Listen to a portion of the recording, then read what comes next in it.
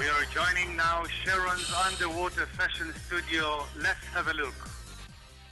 Hello, Rosie. Hello, Rosie. Hi, Sharon. Hello, hello, and welcome to my private underwater studio. Quite a studio indeed, and if I may, also quite a model you've got there. No doubt, Yael is a great model. She's not only a diving instructor, but she's also quite a fish. This is Yael. Beautiful Yael. So Sharon, what is it about underwater fashion photography that you like so much? Well, Razi, underwater photography enables you not only to document the scene, but also to create the scene. To actually create something underwater that you can bring another dimension into. I like to create a third dimension in the reality underwater by creating something that has never been there before. Something from our everyday life, but first introduced underwater. So Sharon, what is it about underwater fashion photography that you like so much? Well, underwater photography is based on a very difficult and complex element, the human being.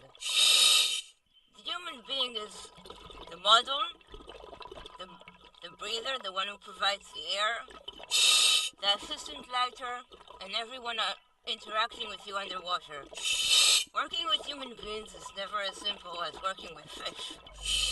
So there's a lot of planning involved, a lot of preparations, a lot of briefing, a lot of talking, a lot of communicating. Let's watch a short video clip demonstrating the preparation that required for such a setting established underwater.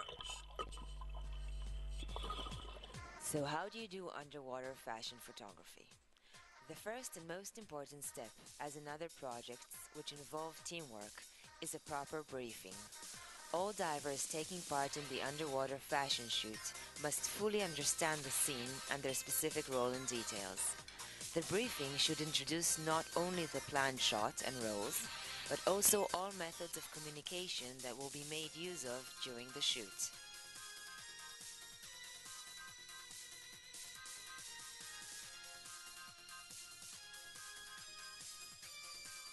Since underwater fashion scenes are never simple, a dry demonstration is very useful. All divers taking part in the shoot stand on land as if they are underwater, which enables them to learn about the precise distance, angle, and interaction required in different situations. This is also a very good opportunity to realize if there are any errors in the plan. The next step is the preparation of all equipment required, starting from the tank the model is planned to breathe from, and followed by organizing the model's clothes. Although I usually avoid making statements, due to the lack of light and color underwater, the guideline here is quite simple. The shinier it is, the better. Last but not least is preparing the equipment. Underwater fashion shots are usually about wide-angle photography, which means that there's never enough artificial light, especially photographing in the depths. However, once again, my personal philosophy regarding underwater fashion photography is that it's more about the people and less about the gear. If you've got the best and most expensive photo system but lack the proper team for the mission, you are most likely to have really nice exposed images of very bizarre situations. Sure looks complicated, Sharon. Can you tell us a bit about the setup there? First we have Yael the model. Yael the model, she's a diving instructor. She's very good in water skills. She has great water skills, and in addition, she's also very, very calm underwater, which is extremely important for an underwater model. Then we have Guy, who provides her with air. Hello, Guy. Guy is basically in charge of Yael's safety underwater. And this is what makes his role so important, and it's really important that he's a trained diver, that he knows what he's doing underwater, and that he knows that his only responsibility is Yael's safety and well-being. Here on my back, you can see Paula. Paula is the assistant diver, which is in charge of anything that has to do with lighting.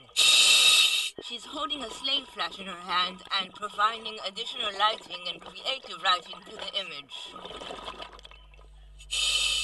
And what methods of communication do you make use of among the team? Well, all communications are agreed upon before the dive. So, for instance, Yael was just now asking Guy to put her a mask. She was pointing at her mask, at her eyes, to ask Guy for the mask. Now, I can tell Guy, please take off Yael's mask. Or I can tell Guy, please signal to Yael that she needs to improve her facial expression. Let's try it out.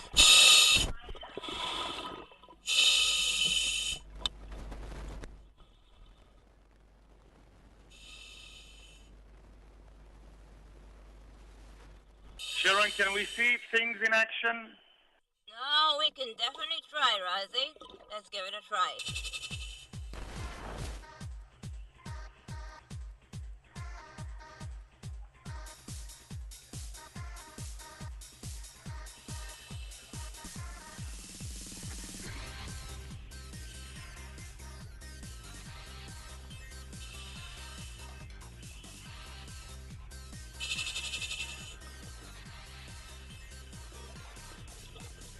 Sharon, I see her legs are tied up.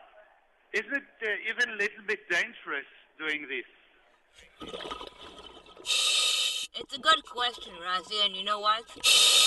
Underwater fashion photography is really a matter of being careful underwater. It can turn dangerous if you're not careful underwater. So, for instance, it's all about Yael. It's all about Yael's safety and well-being. Guy is responsible for nothing else but providing Yael with air and anything else that she needs. In addition, we have to choose a very proper and well-trained model. Otherwise, it's very dangerous to take her underwater and position her in such a scene.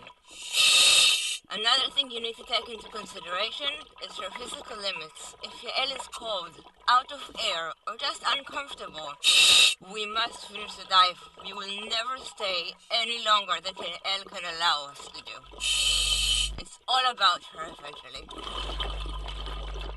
Sharon, Patrick, and Andy, and all your friends here in Photokina Köln are very enjoying this broadcasting you are making from the Satil in Eilat, 20 meters below.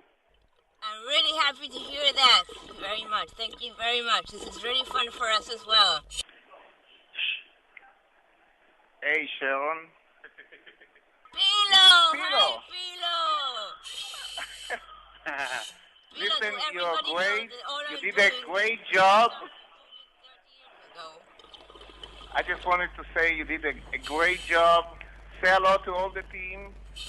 And we are waiting for your items for tomorrow. Bye. So, thank you, Pilo. And this concludes our second day of Epson Red Sea live broadcast at the Photokina 2010 Fair. However, tomorrow we have very interesting items.